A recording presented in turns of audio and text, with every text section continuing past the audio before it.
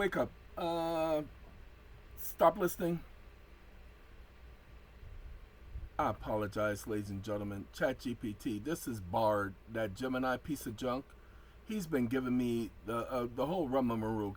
He's been taking me. We've had a conversation. That's why I don't use him anymore, because this idiot, he just argues just to be arguing. He don't even be right, and he be arguing. Let me prove to you. We're going to go down here. Let's see. When communicating with me, you will stop doing that junk. And don't ask, give me 1 second. Under the new law, the government, see, I gave him what the law says. Then he kept telling me I'm a certain. But then all of a sudden he tells me I'm correct. And I didn't say anything about ability to use the securities as collateral, blah, blah, blah. Then he comes back and tells me I'm correct. Now, look, no, I told you you were prejudiced and that you were trying to stick to some stupid point. And notice what he says. I understand your frustration and your perception of my responses being biased. I acknowledge that I have struggled to maintain a precise focus you've requested, and I apologize for that. This is what you deal with when you're dealing with these stupid idiots. So let me tell you something in the midst of this conversation, because I've been struggling with something. I've been trying to reconcile something. So let me tell y'all how I reconciled something, and it's going to benefit y'all in the understanding of what congressional intent was. I was having a problem because I do contextual. What is the context of the conversation? This is the congressional record, but this is also the actual wording of the Federal Reserve Act, section number 4. This is paragraph 6 in its entirety. This is not a conversation. This is the actual inserting of what the amendment was. When such circulating notes, now the subject matter right now is such circulating notes, because it says when such circulating notes, this is the subject matter, are issued against the security. Now they just gave us a new focus of obligations of the United States. The amount of such circulating notes, they just changed back the focus to such circulating notes, shall be equal to the face value, now par value, of the direct obligation of the United States, so deposited as security. Now you see that semicolon? Pay attention to that. That's our friend. Now the subject is about to change because they added a conjunction. This is evidence of the conjunction, the semicolon. When issued against the security, this is circulating notes issued against security of notes, drafts, bills of exchanges, and bankers' acceptances acquired under the provisions of this act, the amount thereof shall be equal to not more than 90% of the estimated value of such notes. They just switched the subject matter. Pay attention. They just switched the subject matter. These such notes are not the same thing as such circulating notes. These such notes are specific. Pay attention. Pay attention. Very important. This such notes is not the same as this such circulating notes. But remember, all notes are equal in value, including circulating notes. Shh, because they're any notes. Pay attention. Such notes, drafts, bills of exchange, and bankers' acceptances so deposited as securities. Such notes shall be obligations of the Federal Reserve Bank procuring the same. Now pay attention. Such circulating notes issued against the security, these are not those notes. Now how do we know these are not those notes? Because these circulating notes cannot become the obligation of the Federal Reserve. Why? Why can't they become the obligation of the Federal Reserve? Well, let me show you why. I was trying to reconcile that because I couldn't give you guys misleading information, but I couldn't prove this point until now. In the manner prescribed by the Secretary of the Treasury, shall be entitled to receive from the Comptroller of the Treasury circulating notes in blank, duly registered and countersigned. Well, they're not the obligation of the Federal Reserve. They just told you they're the obligation of the United States government through the Treasury Department. Duly registered and countersigned. That evidences the obligation, people.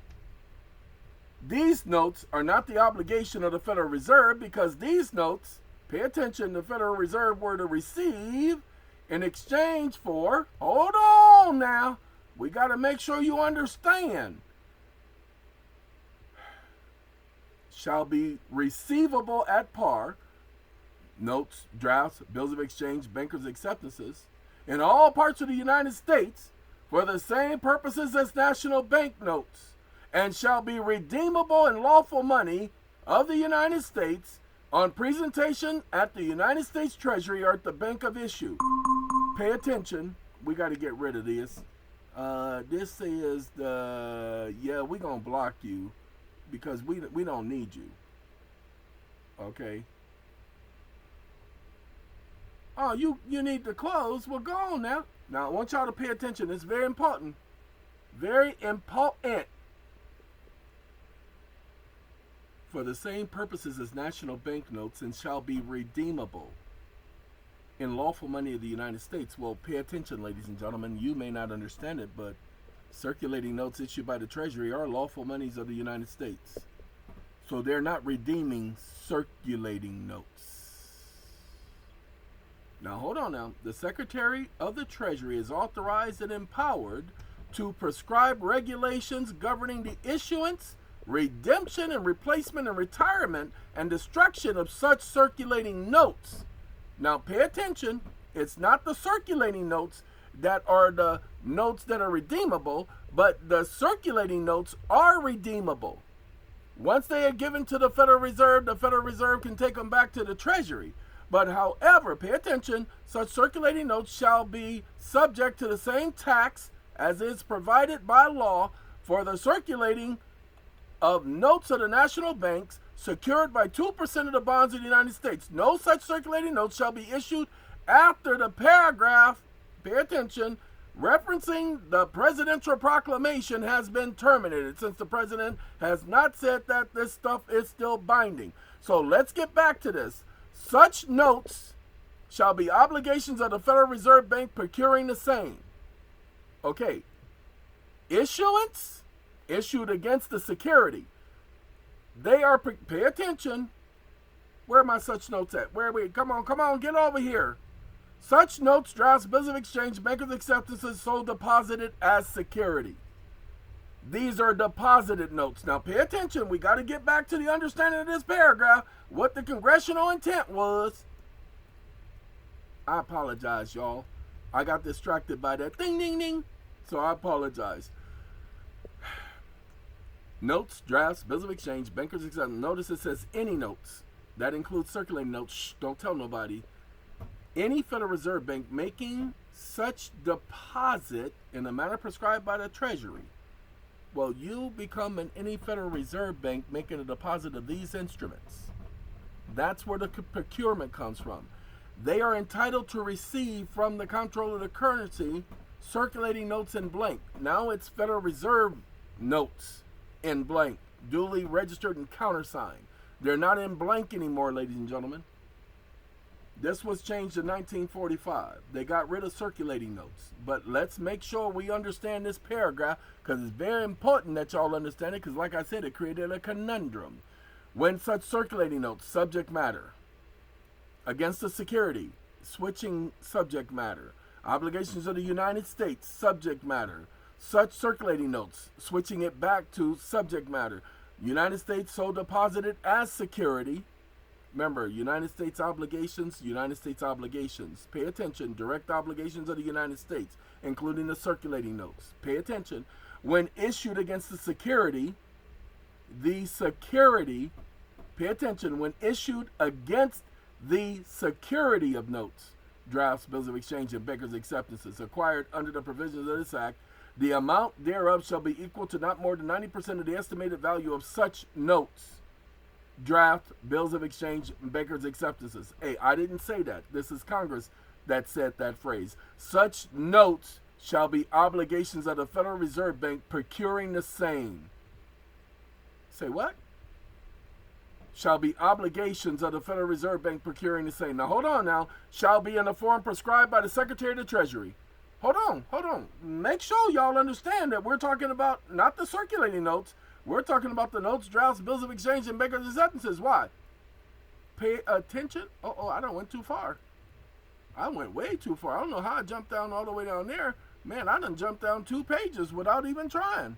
I think I hit this thing right here, but I couldn't be. Anyway, pay attention to right here. Obligations. Making such a deposit in the manner prescribed by the Secretary. Wait, hold on now. Pay attention. Pay attention. Acquired under the provisions of this Act, any Federal Reserve Bank making such a deposit in the manner prescribed by the Secretary of the Treasury shall be entitled to. Pay attention. These are deposited in the manner prescribed by the Treasury.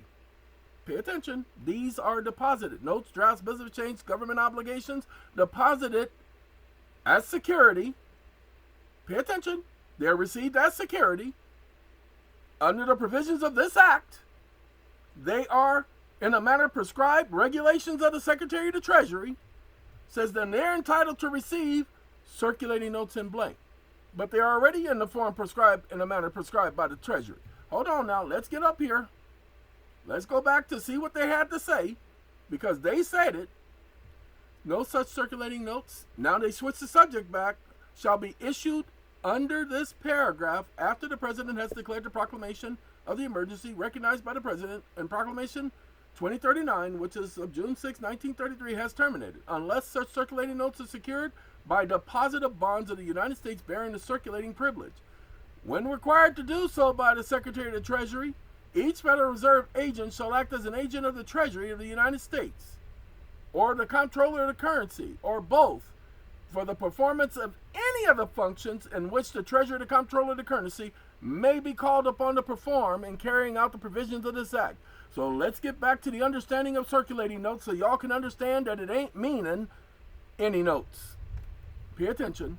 When such circulating notes is issued against the security of obligations of the United States, the circulating notes themselves are obligations of the United States, not obligations of the Federal Reserve.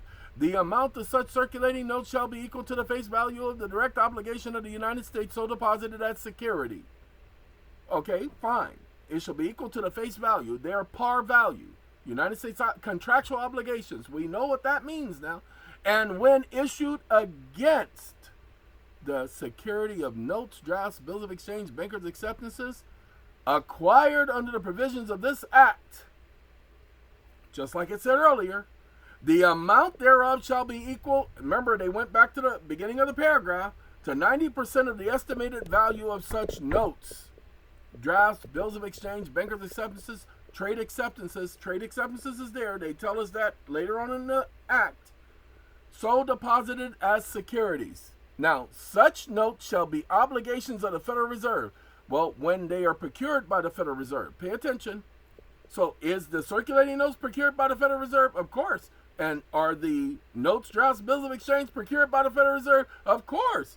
And they shall be in the form prescribed by the Secretary of the Treasury. Hold on now. They just changed the script. Circulating notes are always in a form prescribed by the Secretary of the Treasury because they are received from the Secretary of the Treasury. Pay attention, so we know they're not talking about them because they've already announced this. So this is a redundancy if it's referring to these circulating notes in the manner prescribed by the Secretary of the Treasury shall be entitled to receive from the Secretary of the Treasury because the Comptroller of the Currency is under the Secretary of the Treasury. Circulating notes in blank.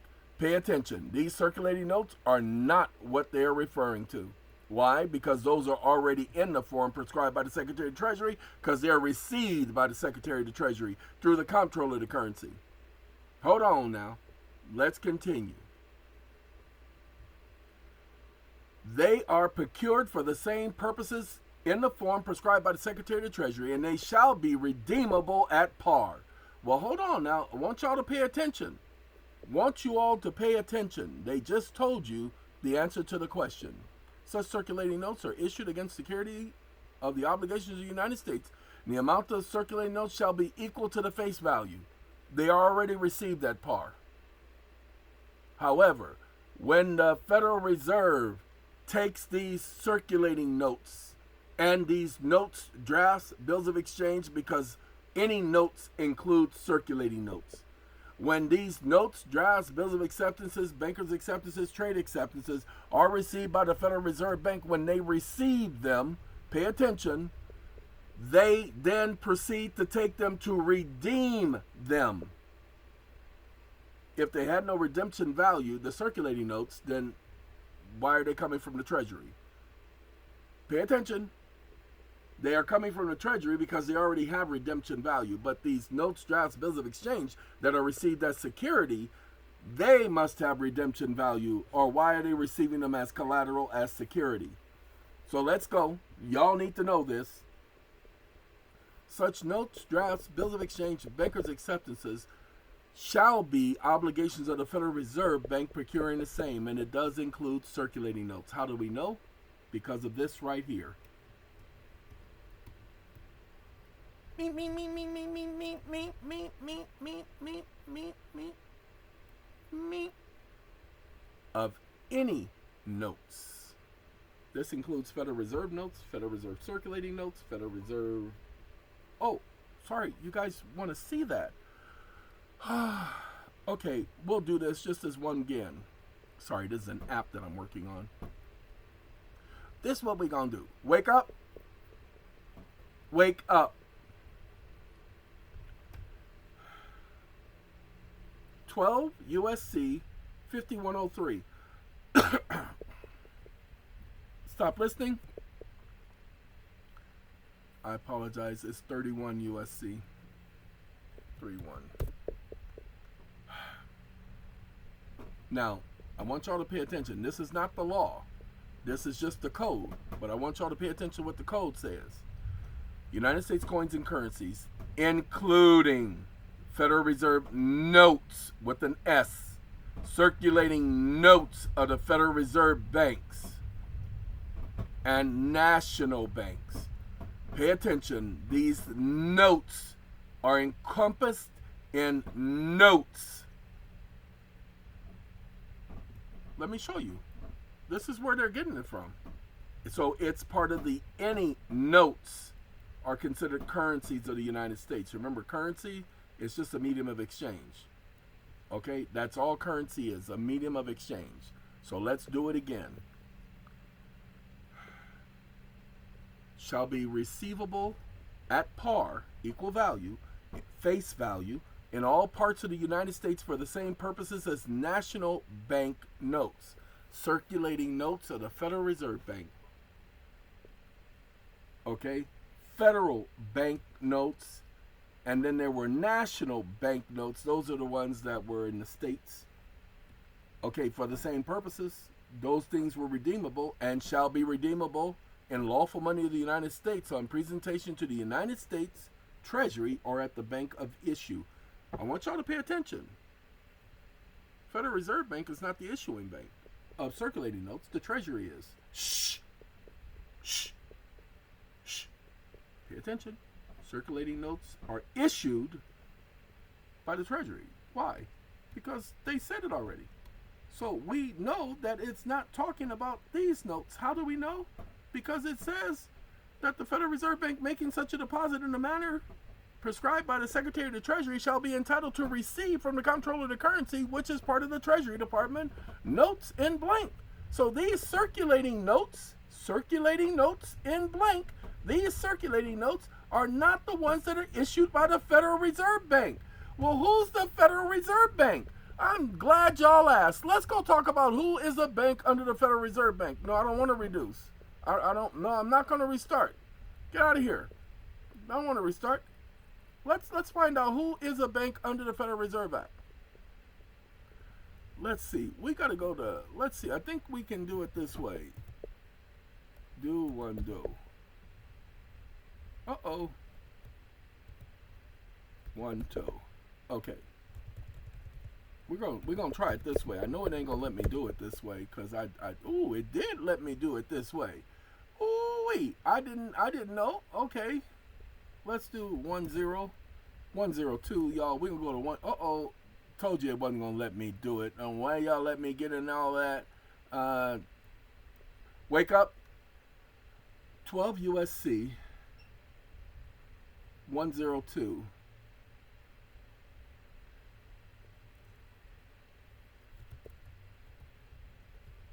Stop listening. I apologize, ladies and gentlemen. I missed the section. I thought it was 102, but I missed the section.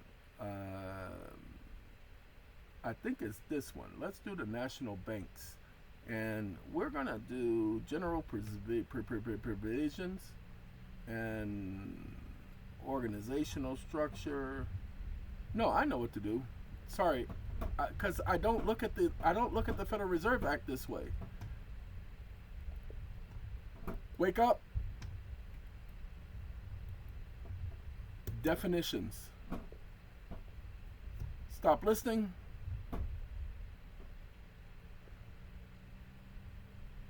I don't want 18. You know what? I could do that. I don't need definitions. I can go to 4.1. Yeah, let's go to 4.12. Yeah, let's go to 4.12. Let me get to definitions that way. Alright. The way we get to definitions by clicking on Federal Reserve Bank. And it's 221. I said 212. I always do that, y'all. Section 221. Let's look at what a reserve bank is, because it's talked about the Federal Reserve Bank. The term banks, National Banking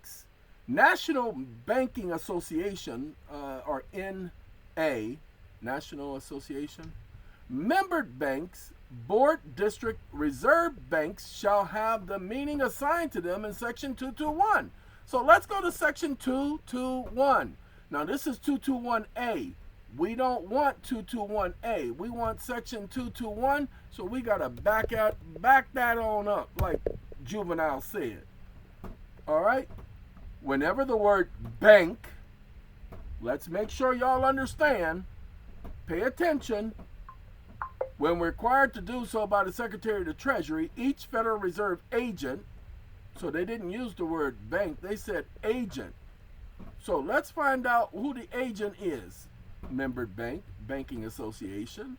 So, notes, obligations of the Federal Reserve Bank. Now, they said of the bank of issue. So let's focus on the bank of issue. Just want to make sure y'all understand. Whenever the word bank is used in the Federal Reserve Act, this is Title 12. The Federal Reserve Act. This is the title. Title 12. Don't believe me? Tells you right here, Title 12. As used in this Title 12. Let you see it for yourself. Whenever the word bank is used in this title, chapter, the whole nut and caboodle, the word shall be held to include. Whenever you have the word include, the only time it doesn't apply is if you see an exception. So hold on now. Include state bank, banking association, trust company. Now hold on, we ain't finished yet. Now it says state bank, banking association, or trust company, except where national banks and Federal Reserve banks are specifically referred to. Hold on now. If they're specifically referred to, it's not referring to national banks or Federal Reserve banks. So the word bank applies unless it's specific to these national banks or Federal Reserve banks. Pay attention, specifically by name. Wells Fargo National Bank, the Federal Reserve Bank of Ohio. Y'all know the Cleveland Federal Reserve Bank or the New York Federal Reserve Bank, when it's specific, not just saying a name. For the purpose of this chapter, state bank includes any bank. So the word bank includes state bank and it includes any bank. Well, let's find out what any bank means. Okay, y'all don't mind any bank? Now it says, which is operating under the Code of Laws for the District of Columbia. Los Angeles is the district. California is a district. Ohio is a district. Cleveland is a district. Richmond is a district. Virginia is a district. West Virginia is a district. Don't believe me? Go and look up the word district. Shh.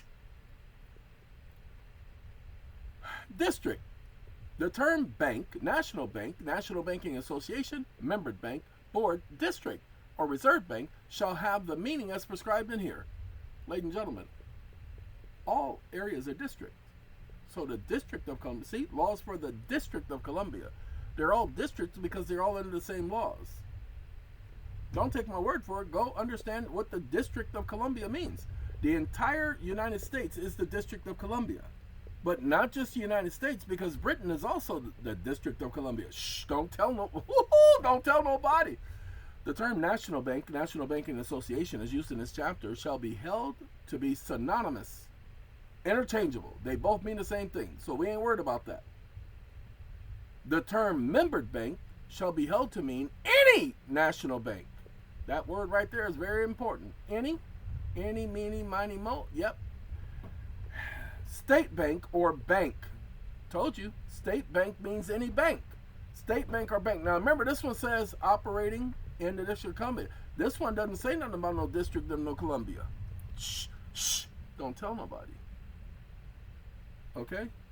Oh, by the way, Federal Reserve Bank. The term the continental United States means the states of the United States and the District of Columbia.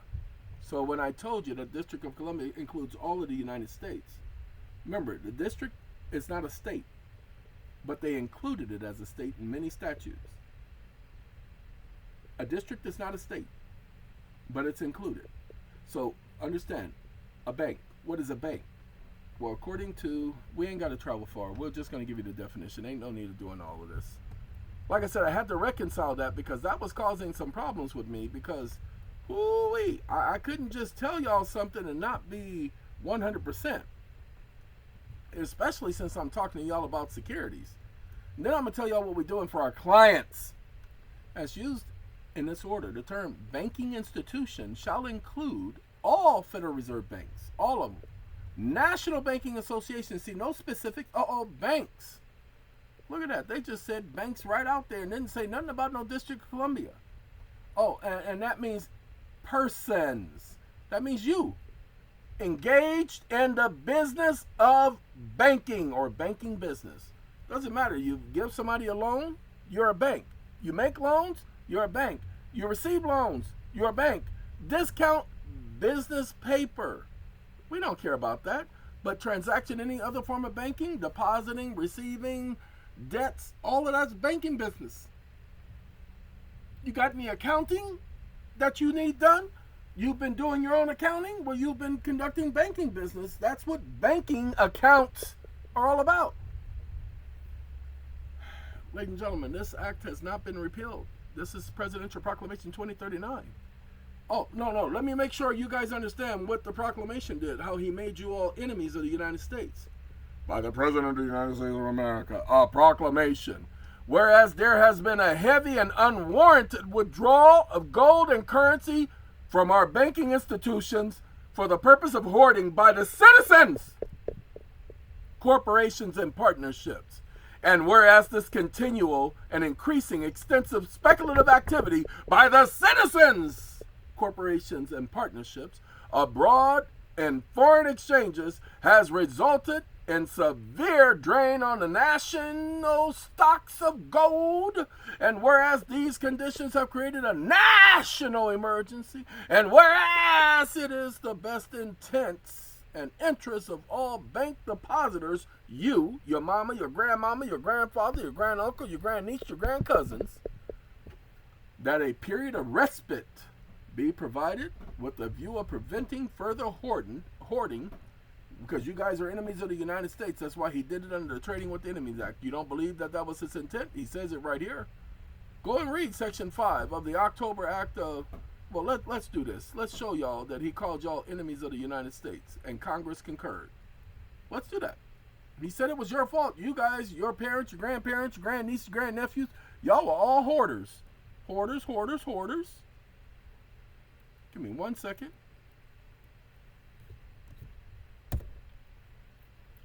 The Act of October 6, 1917. Oh, look at that. The Trading with the Enemy Act. You guys became enemies of the United States because he says that you guys were speculating with individuals overseas. Go back and read the act. He called you all traitors. And that act is still in force and still in effect today. So let's get back to Congress. See, Congress couldn't just take your monies. They couldn't just take your grandmother's monies, your grandfather's monies, your grandpapa's monies. And by the way, you keep hearing me say trade acceptances. I want y'all to pay attention. Under the new law, the money is issued to the banks in return for government obligations, bills of exchanges, drafts, notes, trade acceptances, and bankers' acceptances. That's where that's coming from. Okay, that's why you hear me saying trade acceptances. Now, let's get back to this circulating note theme so that you guys can have the confidence and understanding of what it's talking about. It said that these things were obligations. Let's make this a little bit bigger. And we're going to slide right on over. Slippity slide. Don't forget about your troubles from 9 to 5. And just sail along. That's what you do. Just sail along. All right. Value of such notes, drafts, bills of exchange, and bankers' acceptances sold deposited as securities. Ladies and gentlemen, they are deposited as security. Well, a promissory note cannot be a security. Watch this. He's not going to tell me this because he's been arguing with me. Let's go to this one. Argued too. Wake up. Under the Federal Reserve Act, comma, a promissory note, when procured by the Federal Reserve Bank, is a security being received at par. Question mark. Stop listening. He might argue the question revolves around the Federal Reserve Act as to whether, so he's actually speaking to himself. Promissory note. A promissory note is a written promise to pay. I didn't ask that. Security is a financial instrument or legal. In the legal context, a security generally refers to an instrument representing a financial investment, such as stocks, blah, blah, blah. Whether a promissory note qualifies as security depends on its characteristics at par. So let's do this. Is a promissory note considered where the term security is defined broadly in the federal securities law? Okay. Let me correct them. This is how we correct them.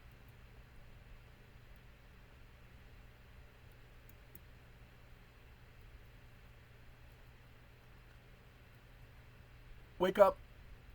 You referenced the wrong law. Comma, the Securities Act was May of 1933. Comma, the Federal Reserve Act amendment identifying promissory notes as securities were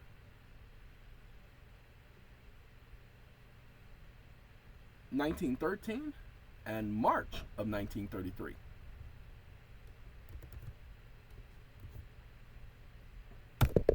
Stop listening. Thank you for pointing out the need to focus on specifically the Federal Reserve Act, and particularly that. The Federal Reserve Act establishes the framework, okay? Promissory notes, bills of exchange, bankers' acceptance, other obligations, other eligible papers that meet specific criteria such as being secured by collateral or having a maturity of more than 90 days. This section explicitly allows Federal Reserve banks to engage in transacting involving promissory notes and similar instruments provided that they meet the eligibility requirements. The amendment of March 1933 expand the eligibility collateral. In response to the Great Depression, nobody cares about that. Now, treatment of instruments at par. The Federal Reserve Act does not explicitly state that all promissory notes, other eligible instruments, are to be received at par. However, the concept of par value, let me correct him because I don't understand him doing that. I don't think they don't know me.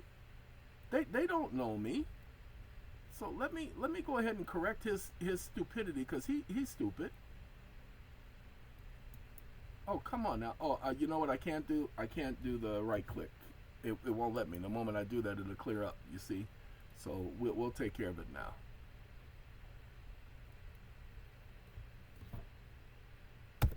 Stop listening. Thank you for providing the exact text. The key points, such notes, drafts, bills of exchange, indicates that the notes being discussed are liabilities of the Federal Reserve Bank that issued and procured them. No, that issues or procures them. Federal Reserve banks don't issue them. These notes are not ordinary promissory notes issued by private entities. See how he's trying to cover his tracks because he doesn't know the full act, and he doesn't know me. I love playing games with him. Tick, tick, tick, tick, tock. See, I didn't forget that time. I don't know why they keep playing these games with me, these stupid systems. Thank you for providing that section as well. The amendment grants the Federal Reserve banks the authority to make advances to individuals on their promissory notes issued. Now he's highlighting promissory note like he's supposed to. The promissory note must be secured by direct obligation in the United States. Direct obligation in the United States, typically the United States government, treasury bonds, bills, or notes. These are considered among the safest blah blah blah. Explicit mention of at par. Give me 1 second. He says there's no explicit mention of at par.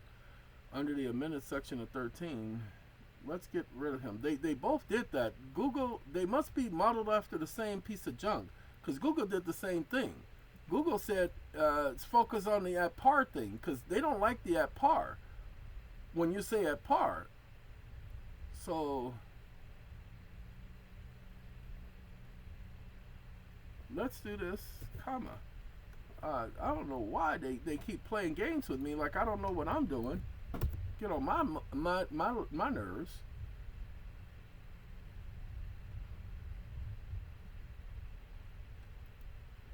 Wake up. You keep changing the subject and sticking to some stupid prejudice. Comma, when it says at par, it means at par. Exclamation mark. When it says that they are securities, it means they are securities.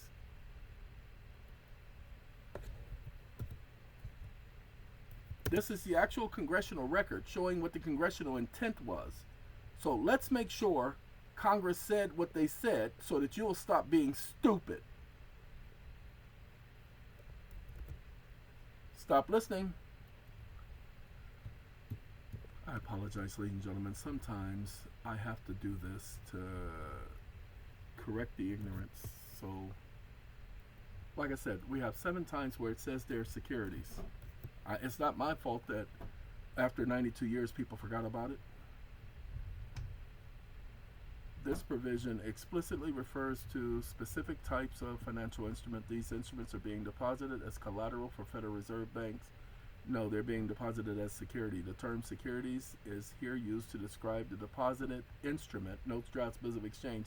This confirms that in this context, the instruments are treated as securities under the Federal Reserve Act. The Federal Reserve banks are authorized to issue their own notes, currency, up to 90% of value. No, they're not authorized to issue their own notes. They get their monies from the Federal Reserve banks. So the Federal Reserve banks, the 13 banks, okay. No mention of at par. The excerpt does not explicitly. I'm not going to go back and forth with him. Wake up. The act does explicitly say at par, comma. Even though it says 90% value of these securities, comma, let me correct you, colon.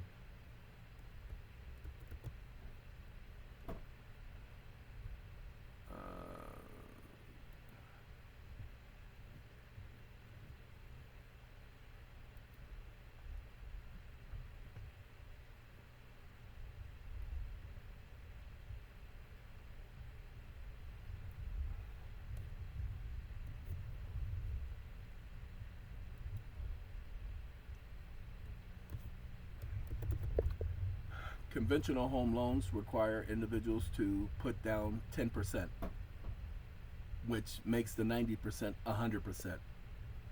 Exclamation mark. That is at par. Plus, comma, 59 Stat 237, section symbol numero 2,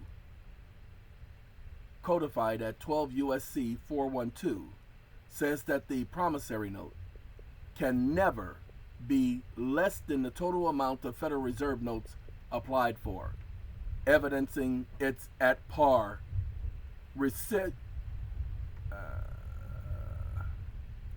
Procurement and or receipt value. Stop listening. The amount thereof shall be equal to the total of 90%, blah, blah, blah, blah, blah, blah. Such notes shall be obligations of the Federal Reserve Bank procuring the same shall be received at par. This time he added it.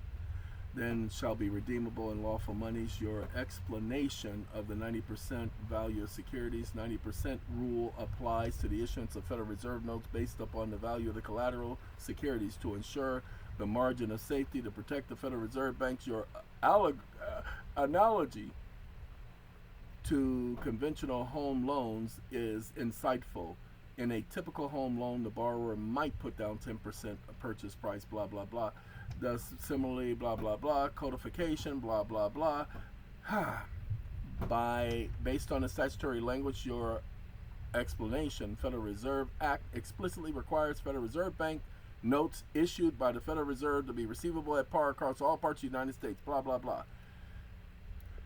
And therefore, wake up, and therefore, when procured by a Federal Reserve local member bank and deposited with the Federal Reserve Bank,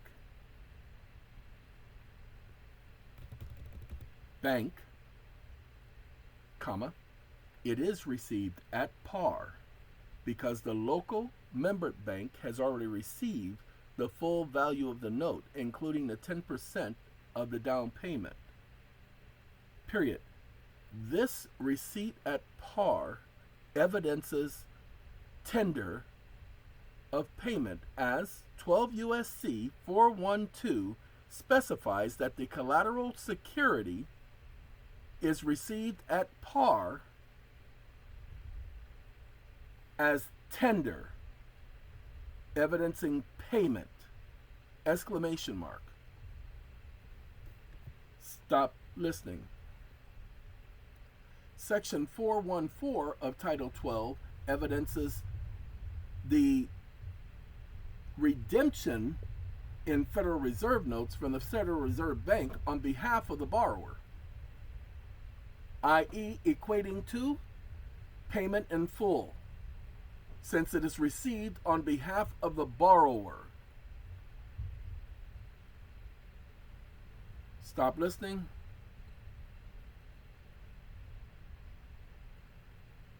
He's saying that there's a partial misunderstanding. No, the 90% rule applies to the issuance of Federal Reserve notes based on the value of the collateral. It does not negate the principal at par because the collateral itself is valued at full face value when deposited with the Federal Reserve Bank. What role does the local member bank play? Don't mess with me.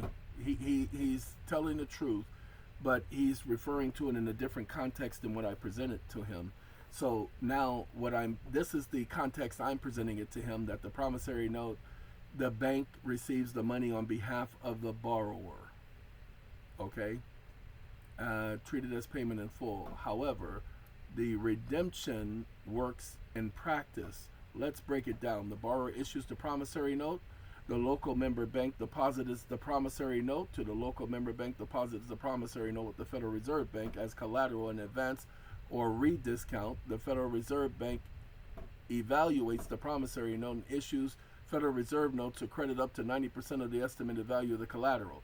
The redemption, the Federal Reserve notes, the issuance of Federal Reserve notes and blah, blah, blah, represents the redemption value of the promissory note. Now let me correct him, because he's saying it only represents 90%.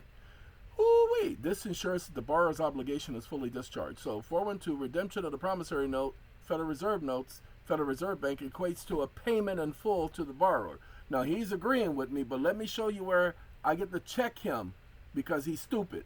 Okay, that I'm just telling y'all the truth. He's stupid. We can go to section 414. Okay, let's give y'all some clarity so y'all can see what we're talking about, because this is where he is. It says the banks who are applying in such notes shall be charged. No, not that one. I'm looking for through the Federal Reserve agent. Okay, but to the extent that such an application may be granted, the Board of the Federal Reserve apply, banks who are applying, and we don't want, so it has to be of equal amount. It's not 90%.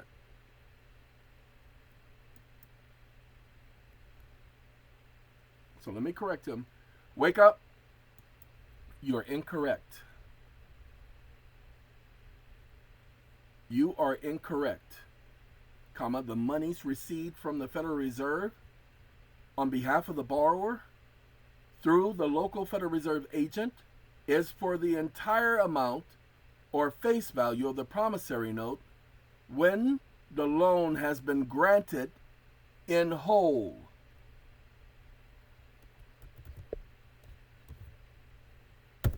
Stop listening. Thank you for the clarification. He's going to focus on my point. When the loan is granted in full to the local member bank, the promissory note represents the entire face value of the loan. The Federal Reserve Bank, acting through its local agent, supplies Federal Reserve notes equal to the full face value of the promissory note when it is redeeming the note on behalf of the borrower.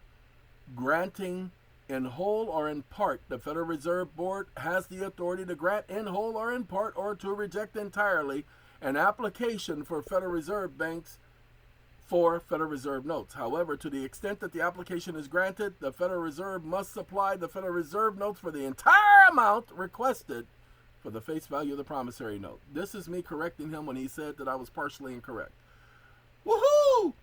Ladies and gentlemen, I'm going to give you this right here. Give me 1 second. There is a share button. Because Sonny, he ain't here no more. So give me a second to get y'all the share button. We want the share. Told y'all Sonny ain't here no more. So y'all can get the share button so y'all can follow this conversation. It's a long conversation. Oh no, this is the second conversation. So this is the short conversation. This is the one I just had. It's long because he explains everything in detail. This is your understanding. This is your going in and protecting your property, your interest. You're telling them that my note ain't what you say my note is. Okay? Ladies and gentlemen, this was long for me. Look, it's Sunday. I did all day yesterday. It's almost 2 o'clock. I got to go. All right? Y'all take care. But I got to go eat. Because, I ain't ate yet. And my mouth is like, hey, 2 o'clock and you've been up since, again, 5:30? No, you got to eat. So, goodbye.